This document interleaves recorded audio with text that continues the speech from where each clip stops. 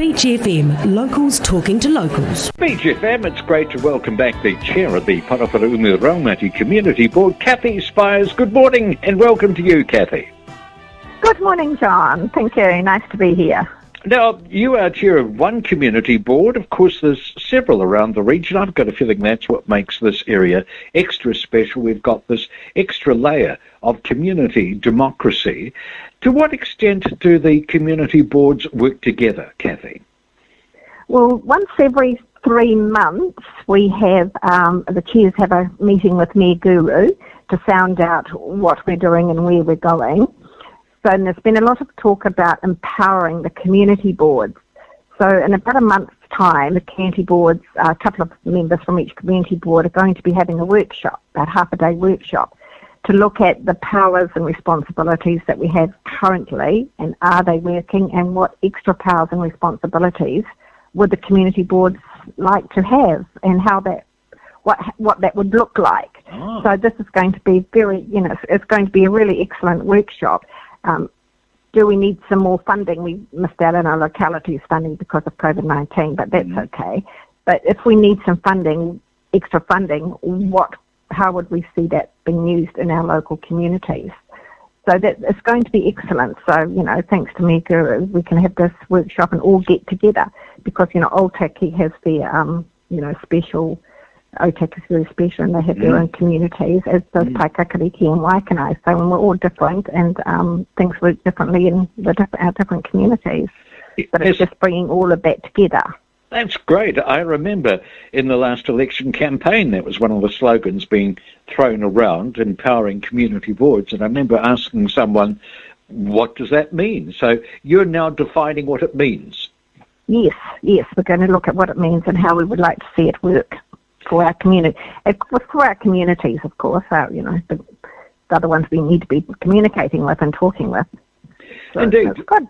It is good. Now, by definition, of course, you are advocates for your individual communities. But do you find that you work well with other community boards and that there is some common interest between the three of them?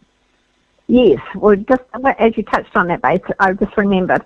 The Paraparaumu Raumati Community Board at our next meeting on the 23rd, we were going to have Scott Gallagher from Metlink come and speak to us about bus routes, shelters, timetables, etc.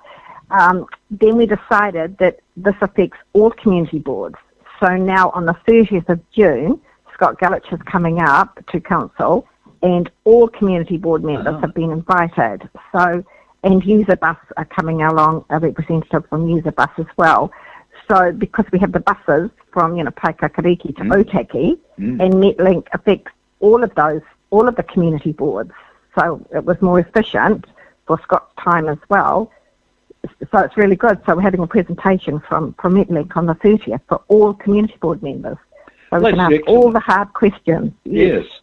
Now that Metlink review of the bus routes, etc., my impression was that it should almost be over by now.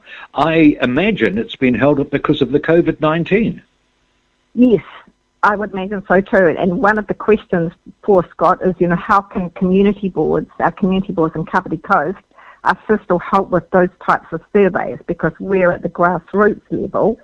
And I know they put out a survey and you could, reply to it, but many people may have missed that during the lockdown. So maybe they may continue it, or maybe some things community boards can do to get the message back through to Metlink that, maybe the buses could go here, or, we need bus shelters in these spots, and those types of things. Those kinds of things that someone in Wellington shouldn't really know about. That's the job of people on the ground, such as yourself.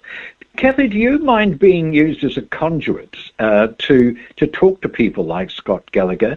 I'm just thinking that you know many people and they know you, and maybe they'd be more comfortable talking to you and using you as a mouthpiece to carry on their concerns.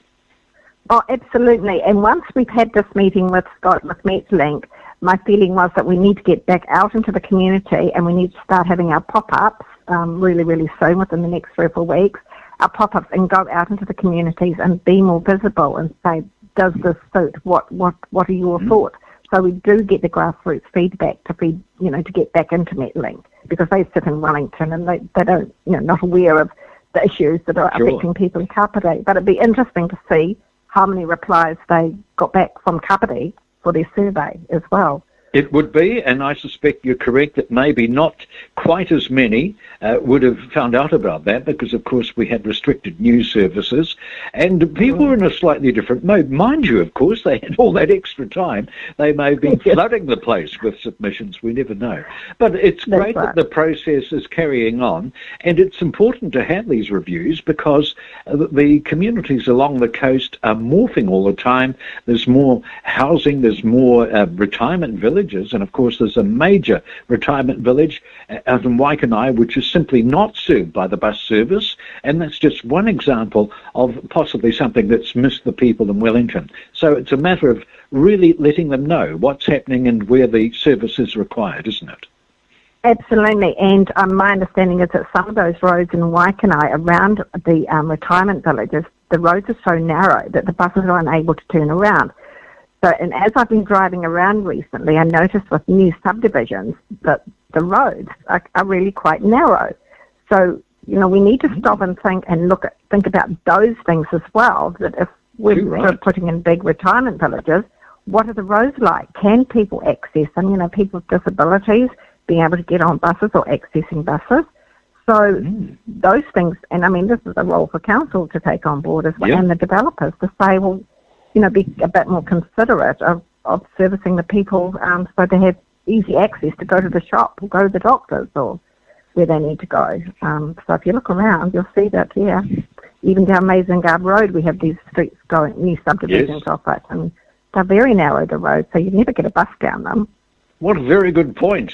So many issues, and so pleased to hear that you're onto it once again, Kathy. Thank you so much for joining us this morning. It's been a pleasure. Wonderful. Thank you, John. Thank you. Great. 106.3 Beach FM.